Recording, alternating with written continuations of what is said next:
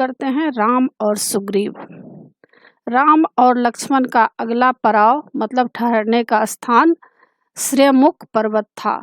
सुग्रीव वहीं पर रहते थे। आप लोगों को मालूम है कि सुग्रीव जो है, इससे पहले चैप्टर में बताया गया है कि सबरी माता बता दी थी कि श्रेमुख पर्वत पर सुग्रीव रहते हैं, तो राम और लक्ष्मण वहां पर मिलने जाते हैं। कबंध और सबरी की बात दोनों भाइयों को याद थी।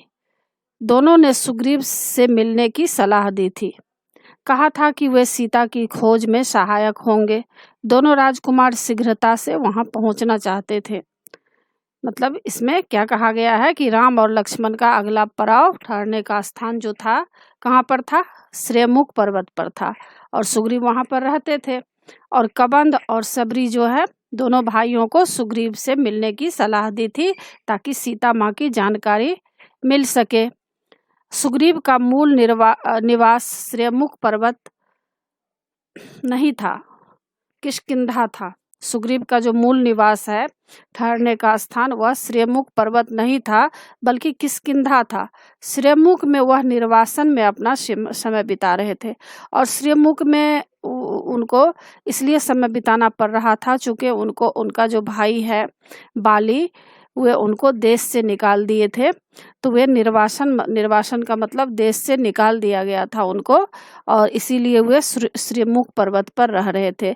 सुग्रीव किष्किंधा के बानर राज के छोटे पुत्र थे। बड़े भाई का नाम क्या था? बाली था। पिता के न रहने पर ज्येष्ठ पुत्र बाली राजा बना। पहले दोनों भाइयों में बहुत प्रेम था। राजकाज में किसी बात को लेकर मनमुटाव मतलब जो है अनबन हो गया था और फिर झगड़ा हो गया। इतना गंभीर कि बाली सुग्रीव को मार डालने पर उतर आया था। और बाली जो था काफी जो है गुस्से वाला था और इतना तक उतर आया था कि सुग्रीव को मारना चाह रहा था। जान बचाने के लिए सुग्रीव को श्रेमुख आना पड़ा। तो इतना तो बच्चों आप लोग समझ गए होंगे कि सुग्रीव को क्यों श्रेमुख पर्वत पर आना पड़ा, क्योंकि बाली उसका भाई उसको देश से निकाल दिया था और उसको मार डालना चाहता था सुग्रीव को। इसलिए सुग्रीव जान बचाने के लिए श्रेमुख पर्वत पर चले गए थे। श्रेमुख आकर भी सुग्रीव का डर कम नहीं हुआ। मतलब श्रेमुख पर्वत पर भी जब सुग्रीव आए हैं तभी भी उनका डर खत्म नहीं हुआ था। वह चौकस रहता था, मतलब चारों तरफ जो है सतर्क रहता था कि किधर से जो है बाली आकर उसे मार न दे। विश्वास पात्र बानर सेना निरंतर पहरे पर रहती थी। और उनके पहरे पर कौन रहती थी? उनके पहरे पर निरंतर बानर सेना को तैनात किया गया था। सुग्रीव स्वयं भी पहरा देता था, इस डर से कि कहीं बाली के गुप्तचर मतलब जासूस सैनिक वहां न पहुंच जाए। एक दिन सुग्रीव पहाड़ी पर खड़ा था। उसने दो युवकों को इधर उधर आते देखा। एक दिन क्या हुआ, सुग्रीव पहाड़ पर खड़ा था तो देखा कि दो युवक वहां से आ रहे हैं। ये दोनों अवश्य बाली के गुप्तचर होंगे, मुझे मारने के लिए आ रहे होंगे। सुग्रीव ने तत्काल अपने साथियों को बुलाया। हमें श्रेमुख छोड़ देना चाहिए, यह स्थान अब सुरक्षित नहीं है। अब क्या कहने लगे, इनके मन में विचार आया सुग्रीव को कि श्रेमुख को अब छोड़ देना चाहिए क्योंकि यह भी स्थान अब सुरक्षित नहीं है। बाली यहाँ भी आधमका है। सुग्रीव ने अपने साथियों से कहा, मैंने दो युवकों को इधर आते देखा है, उनके हाथों में धनुष हैं। सुग्रीव घबराया हुआ था, पर उनके प्रमुख साथी हनुमान इससे सहमत नहीं थे। लेकिन हनुमान उन्हें समझा रहे थे कि यह बात जो है ऐसा नहीं है कि तुम्हें मारने के लिए कोई आ रहे हैं, तुम इस बात से घबराओ नहीं। मतलब हनुमान जी उनको समझा रहे हैं। मैं जाकर पता लगाता हूँ कि वे कौन हैं। कौन बोल रहे हैं? हनुमान जी बोल रहे हैं कि सुग्रीव को कि आप मत घबराइए, मैं पता लगा रहा हूँ कि कौन आ रहा है। दोनों बाली की सेना में ऐसे सैनिक नहीं हैं।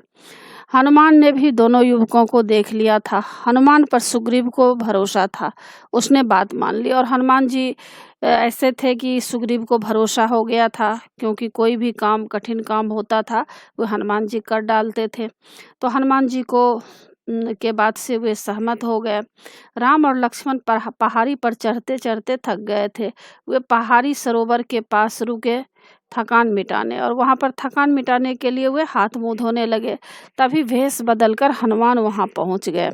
शिष्टता से प्रणाम किया, मतलब वो जो अपना असली रूप था हनुमान जी का, वे क्या किए, वेश बदल लिए और वहाँ पर शिष्टता मतलब बहुत ही डिसिप्लिन में वहाँ जाकर पहुँचते हैं, प्रणाम करते हैं और पूछा, आप दोनों कौन हैं, वन में क्यों भटक रहे हैं? आपका भेष मुनियों जैसा है लेकिन चेहरे से राजकुमार लगते हैं। अब यहाँ पर हनुमान जी उनको पूछ रहे हैं कि आप तो राजकुमार लग रहे हैं और आप जो वस्त्र पहने हैं वे ऋषि मुनियों जैसा वस्त्र है, तो आप इस वन में क्यों भटक रहे हैं? तो यह सब जानकारी ले रहे हैं ताकि उनको पता चल जाए कि किस काम से दोनों यहाँ पर आए हैं। तो राम और लक्ष्मण बोलते हैं कि हम सुग्रीव से मिलने जा रहे हैं, हमें उनकी सहायता की आवश्यकता है, क्या आप उन्हें जानते हैं? राम ने विनम्रता से पूछा। प्रारंभिक बातचीत में ही हनुमान जी स्थिति को भांप गए और शुरुआत की जो बातचीत हुई उससे ही हनुमान जी को पता चल गया कि ये कोई गुप्तचर नहीं है, बल्कि ये जो हैं बहुत दिव्य पुरुष हैं और हो सकता है कि इन्हें कोई इनके साथ कोई विपरीत परिस्थिति आ गई हो, इसके लिए वे सुग्रीव से मिलना चाहते हैं। तो वे अपने मूल रूप में आ गए। अब हनुमान जी का जो मूल रूप था, हनुमान जो बने थे, तो बंदर के जैसा जैसे हनुमान जी का चेहरा है, तो इस तरह से हनुमान जी अपने असली रूप में आ जाते हैं और प्रणाम करते हुए बोले, मैं हनुमान हूँ, सुग्रीव का सेवक। उन्होंने आपका परिचय जानने के लिए यहाँ भेजा था। अब क्या होता है बच्चों, जब हम लोग किसी से मिलते हैं और कोई अपनेपन जैसा जब कोई बातचीत करते हैं तो क्या होता है, मन में भरोसा हो जाता है कि हाँ ये अपना आदमी जैसा लगता है। जो कोई दुष्ट होते हैं तो चेहरा देखकर ही, बातचीत से ही पता चल जाता है कि ये दुष्ट आदमी है। तो राम और लक्ष्मण जब इनसे बातचीत करते हैं तो इतना प्यार से बातचीत करते हैं, इतना डिसिप्लिन में बात करते हैं कि हनुमान जी जो है असली बात बता देते हैं कि मैं हनुमान हूँ, असली रूप में आ जाते हैं और बता देते हैं कि सुग्रीव का मैं सेवक हूँ और सुग्रीव हमको यहाँ पर जो है पता लगाने के लिए भेजा है। लक्ष्मण ने उन्हें अपना परिचय दिया, वन में आने का कारण बताया, यह भी बताया कि वे कबंध और सबरी की सलाह पर आए हैं सुग्रीव से मिलने और उनसे सहायता मांगने। तो लक्ष्मण जी भी बता रहे हैं कि हम लोगों को कबंध और सबरी जो है सलाह दिए थे सुग्रीव से मिलने के लिए, क्योंकि हमें सीता माँ का पता लगाना है। हनुमान के चेहरे पर हल्की सी मुस्कुराहट आ गई, कोई उससे सहायता मांगने आया है जिसे स्वयं सहायता चाहिए। अब जो है हनुमान जी चूँकि वे भक्ति करते थे, एक भक्त थे, तो कोई भी भक्त होते हैं वे भगवान और भक्त में जो होता है हृदय का संबंध होता है, तो एक दूसरे की मन की बात जो है वे लोग समझ जाते हैं। हनुमान समझ गए राम और सुग्रीव की स्थिति एक जैसी है। अब इनको समझने में देरी नहीं लगा कि सुग्रीव भी दुखी हैं, सुग्रीव को भी राज से निकाल दिया गया और राम लक्ष्मण भी वन में घूम रहे हैं। राम लक्ष्मण के साथ भी जो है बहुत परिस्थितियां आई है और उनकी जो पत्नी सीता है उनको रावण जो है लंका लेकर चले गए हैं। तो दोनों की स्थिति लगभग समान थी, क्योंकि सुग्रीव की जो पत्नी थी उसको भी बाली छीन लिया था और इधर राम की पत्नी सीता माँ को भी किडनैप कर रावण जो है लेकर चला गया था। तो दोनों जो है अपनी पत्नी के वियोग में दुखी थे। तो हनुमान जी समझ जाते हैं वे मित्र हो सकते हैं, तो उनको लगा कि दोनों दुखी हैं तो दोनों एक दूसरे के मित्र बन सकते हैं, दोनों एक दूसरे की समस्या को सॉल्व कर सकते हैं। एक अयोध्या से निर्वासित है, दूसरा किष्किंधा से। अब उनको समझ में आ गया कि एक अयोध्या से निकाल दिया गया है, उनको वन के लिए भेज दिया गया है, दूसरा जो है किष्किंधा से निकाल दिया गया है। किसको? ये जो है सुग्रीव को। एक की पत्नी को रावण उठा ले गया है और दूसरी की पत्नी उसके भाई ने छीन ली है, दोनों के पिता नहीं है। हनुमान ने राम और लक्ष्मण को कंधे पर बैठाया, कुछ ही पल में वे श्रेमुख के शिखर पर पहुंच गए। हनुमान ने दोनों को सुग्रीव से मिलाया, दोनों ने अग्नि को साक्षी मानकर मित्रता का वचन लिया। और क्या हुआ बच्चों, दोनों जो है अग्नि का साक्षी मानकर मित्रता का वचन लेते हैं, दोनों दोस्त बन जाते हैं, मित्र बन जाते हैं। सुग्रीव ने कहा, आज से हमारे सुख दुख साझा है, मतलब जो भी दुख और सुख हम लोगों के बीच में आएगा हम लोग एक दूसरे को शेयर करेंगे और एक दूसरे के समस्या को सॉल्व करेंगे। राम ने सुग्रीव को सीता हरण के संबंध में बताया और सुग्रीव अचानक उठ खड़े हुए। उन्हें कुछ याद आया। बोले, वानरों ने मुझे एक स्त्री के हरण की बात बताई है। अब जो है राम अपने मन की बात बता रहे हैं कि किस तरह से सीता का किडनैप हुआ है, हरण हुआ है। तो अचानक से क्या हुआ, सुग्रीव उठ खड़े होते हैं और उनको कुछ याद आ जाता है।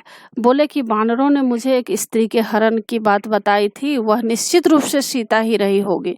रावण का रथ इसी पर्वत के ऊपर से गया है। राम और लक्ष्मण ध्यान से उनकी बात सुन रहे थे। सुग्रीव बोलते रहे, सीता स्वयं को रावण के चंगुल से छुड़ाने का यत्न कर रही थी। वानरों को देखकर उन्होंने अपने कुछ आभूषण नीचे फेंक दिए थे। गहनों की एक पोटली राम के सामने रखते हुए उन्होंने कहा, देखिए क्या ये गहने सीता के हैं।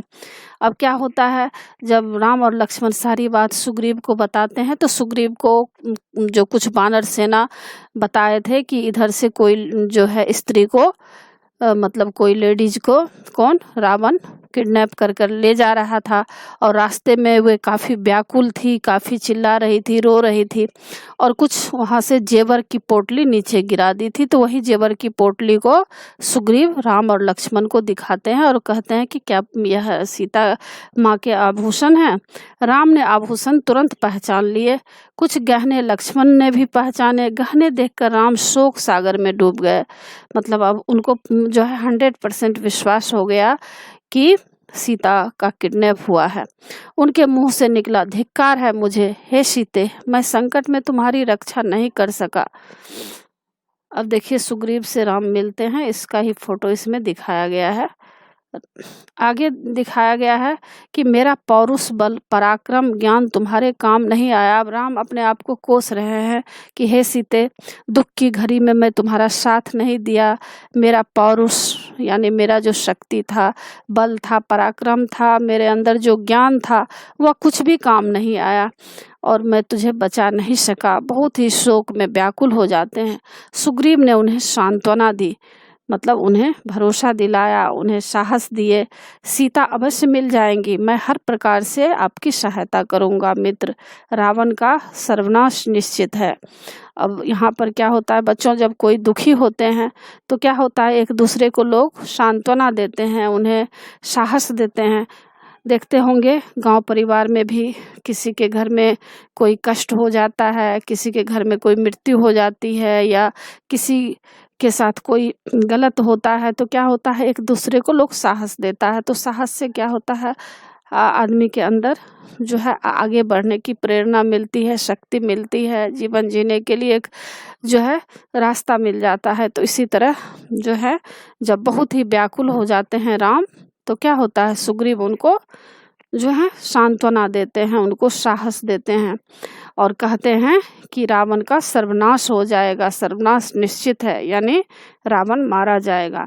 राम के बाद सुग्रीव ने अपनी व्यथा कथा सुनाई। अब क्या है, राम तो अपना कथा सुना दिए थे कि किस तरह से वे अयोध्या आए थे, अयोध्या में किस तरह से माँ सीता का अपहरण हो गया।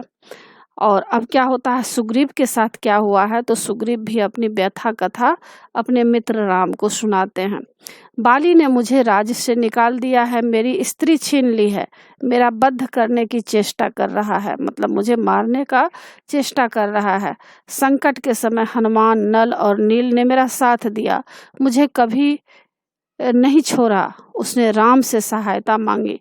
राम बोले, चिंता मत करो मित्र, तुम्हें अपना राज्य भी मिलेगा और स्त्री भी। अब क्या होता है बच्चों, जब कोई दो दोस्त जो प्यारे दोस्त होते हैं, जो एक दूसरे के दुख सुख का साथी होते हैं, अधिकतर तो आजकल ऐसे भी दोस्त मित्र होते हैं जो आपको अगर दुख होगा तो क्या होता है, वे हंसते हैं, दूसरे के पास बात को फैलाते हैं।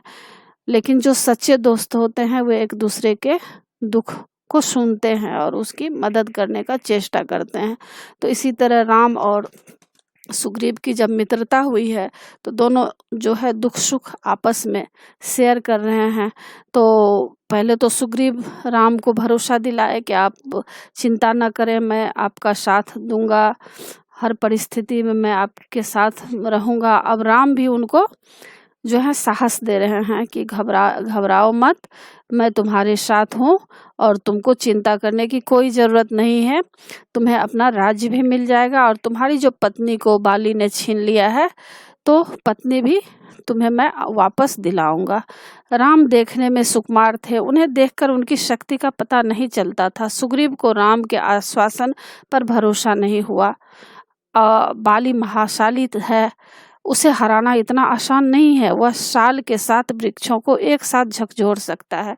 अब क्या होता है बच्चों, जब राम उनको भरोसा दिलाते हैं कि मैं तुम्हारी पत्नी को वापस दिलाऊंगा और तुम्हें तुम्हारा राज्य भी दिलाऊंगा, तो राम तो सुकुमार जैसे हैं, बहुत ही सुकुमार, मतलब कम उम्र के हैं और बहुत ही सॉफ्ट हैं, सुकुमार हैं। तो उनको ऐसा लगता है कि बाली जो है बहुत ही बलशाली है, बाली को राम कैसे हरा सकता है। तो उनके मन में थोड़ी सी शंका होती है और वे कहते हैं कि साल का जो वृक्ष होता है बहुत ही मजबूत होता है। तो वे कहते हैं कि मेरा भाई बाली जो है साल के 7 वृक्षों को एक साथ झकझोर सकता है, इतना उसको शक्ति है। तो राम क्या करते हैं, राम कोई उत्तर नहीं दिया और राम क्या करते हैं, धनुष और तीर चला दिया। साल के 7 वृक्ष एक ही बाण से कटकर गिर पड़े। इस शक्ति प्रदर्शन पर सुग्रीव ने हाथ जोड़ लिए।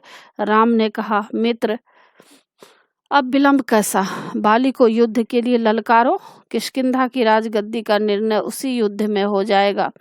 अब क्या होता है, जब राम को वे कहते हैं कि आप राजकुमार हैं, इतने बड़े काम आप कैसे कर सकते हैं, तो राम क्या करते हैं, वो जो साल के 7 वृक्ष थे तो एक ही तीर से 7 वृक्ष को गिरा देते हैं। तो यह शक्ति देख करके उनके अंदर इतना जो है शक्ति जब देखते हैं तो उनके मन में तब शांति होती है। किसको, सुग्रीव को। और तब लगता है कि नहीं, ये जो है एक दिव्य पुरुष है और बहुत ही बलशाली हैं। और फिर राम कहते हैं कि अब इस चीज में विलंब नहीं करो और तुम युद्ध के लिए बाली को ललकारो और अपना राज्य जो है तुम वापस लो। सुग्रीव चिंतित हो गए, युद्ध में बाली को हराना असंभव था। राम बोले, चिंता मत करो मित्र, मैं पेड़ की ओट में युद्ध देखूंगा।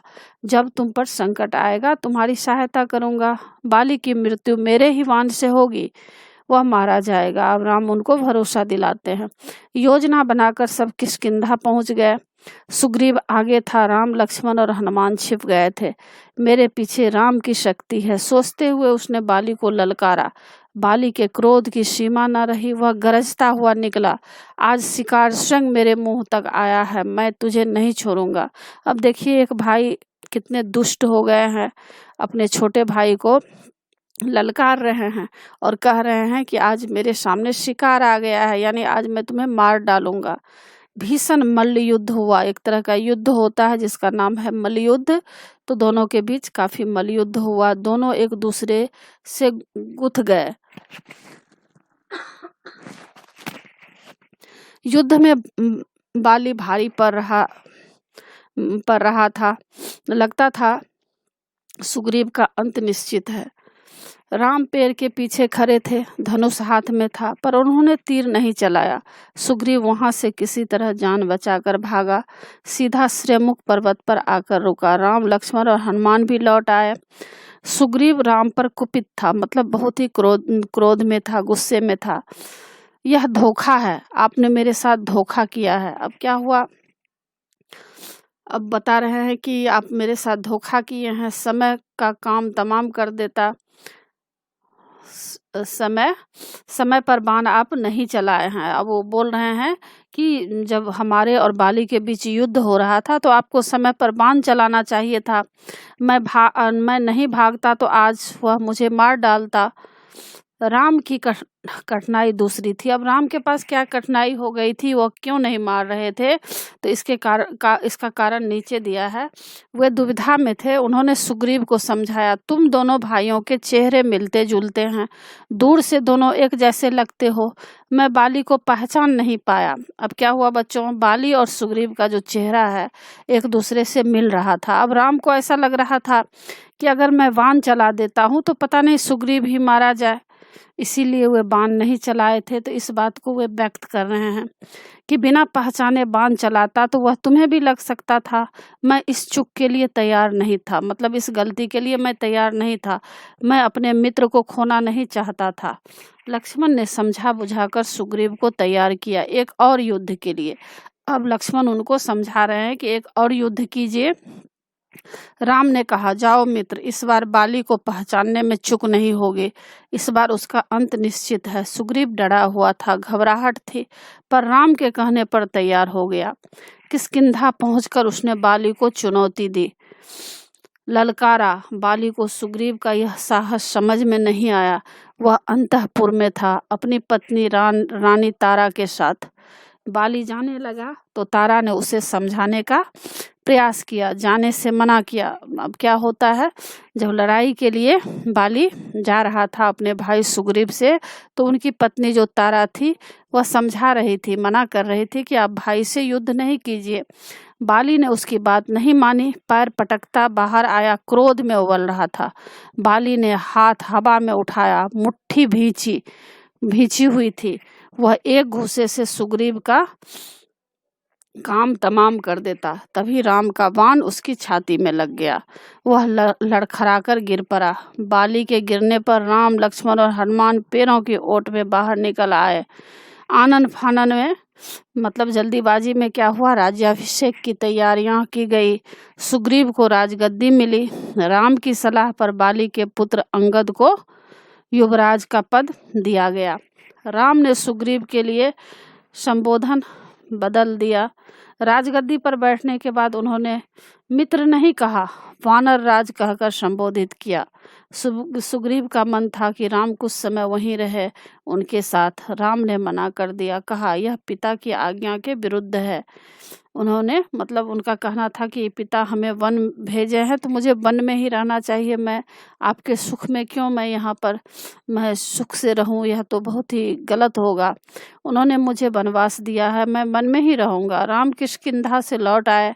वर्षा ऋतु के कारण आगे जाना कठिन था। अब क्या हुआ, राम किष्किंधा से लौट आते हैं और उस समय काफ़ी बारिश हो रही थी, तो आगे जाना बहुत ही कठिन था।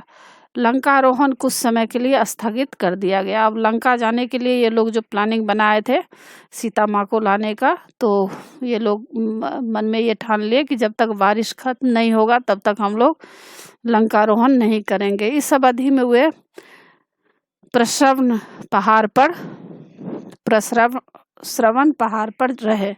वर्षा ऋतु बीत गई। राम प्रतीक्षा कर रहे थे सुग्रीव की वानर सेना की, सीता की खोज के लिए। सुग्रीव ने राज तिलक के दिन राम को इसका आश्वासन दिया था। अब राम को सुग्रीव बताए थे कि हम लोग कुछ दिन के बाद सीता माँ को पता लगाने के लिए जाएंगे, लेकिन वह अपना वचन भूल गए। राग रंग में उलझ गए। राम चिंतित थे, दुखी हुए थे। अब क्या हुआ, सुग्रीव इतने ऐशो आराम की जिंदगी व्यतीत करने लगे। जब वे राजा बने तो वे सब कुछ भूल गए, और जब सब कुछ भूल गए तो क्या होता है ना बच्चों, जब आदमी के साथ जब दुख आता है तो दुख में भगवान की लोग याद करते हैं, लेकिन जब सुख आ जाता है तो क्या होता है, लोग ईश्वर को भूल जाते हैं, या जो अपने सगे संबंधी रिश्तेदार होते हैं उसको भी लोग सुख होने पर भूल जाते हैं। तो राम को तो सुग्रीव वचन दिए थे कि वर्षा ऋतु समाप्त होने के बाद सीता माँ की पता लगाने के लिए हम लोग कहाँ जाएंगे, लंका जाएंगे। लेकिन वे इतने ज़्यादा सुख सुविधा में उलझ गए कि वे सब कुछ भूल गए। लेकिन राम को इस बात से बहुत ही दुख हो रहा था कि ऐसा क्यों हो रहा है। हनुमान को सुग्रीव का वचन याद था, लेकिन हनुमान जी जो थे उनको सुग्रीव ने जो वचन दिया था वह याद था। राज तिलक के दिन वे वहीं थे, उन्होंने सुग्रीव को याद दिलाया। अब हनुमान जी क्या करते हैं, सुग्रीव को ये सारी बातें याद दिलाते हैं कि सीता की खोज करना है। सुग्रीव ने वानर सेना एकत्र करने का आदेश दिया। यह काम सेनापति नल को सौंपा गया। 15 दिन और बीत गए, लेकिन सेना राम के पास नहीं पहुंची। राम सुग्रीव के इस व्यवहार से बहुत ही क्षुब्ध थे, मतलब बहुत ही दुखी थे। क्रोध में उन्होंने सुग्रीव के विनाश तक की बात कही, और बहुत ही जब गुस्सा उनको आ गया तो वे बोले कि इसका विनाश हो जाएगा सुग्रीव का, अगर इसके मन में ऐसा गलत भावना है। राम को चिंतित देख लक्ष्मण से न रहा गया। उन्होंने धनुष उठाया तो राम ने रोक दिया, कहा सुग्रीव को बस समझाना है, वह हमारा मित्र है। लक्ष्मण किष्किंधा चले गए सुग्रीव को समझाने। वहां पहुंचकर उन्होंने धनुष पर प्रत्यंचा चढ़ाई, डोरी खींचकर छोड़ी। उसकी टंकार से सुग्रीव कांप गया। और क्या हुआ, धनुष की टंकार सुनते ही उसे राम को दिया वचन पुनः याद आ गया। अब क्या हुआ, जब किसी के ऊपर दुख आता है तो दुख में सब कुछ याद आता है। तो अब जब धनुष उठाए हैं लक्ष्मण जी क्रोध में आकर, तो वे कांपने लगे हैं और उनको जो वचन दिए थे राम को, आज उनको वह वचन याद आ जाता है। तारा ने सलाह दी कि वे तत्काल जाकर राम से मिले, क्षमा याचना करें। सुग्रीव ने ऐसा ही किया।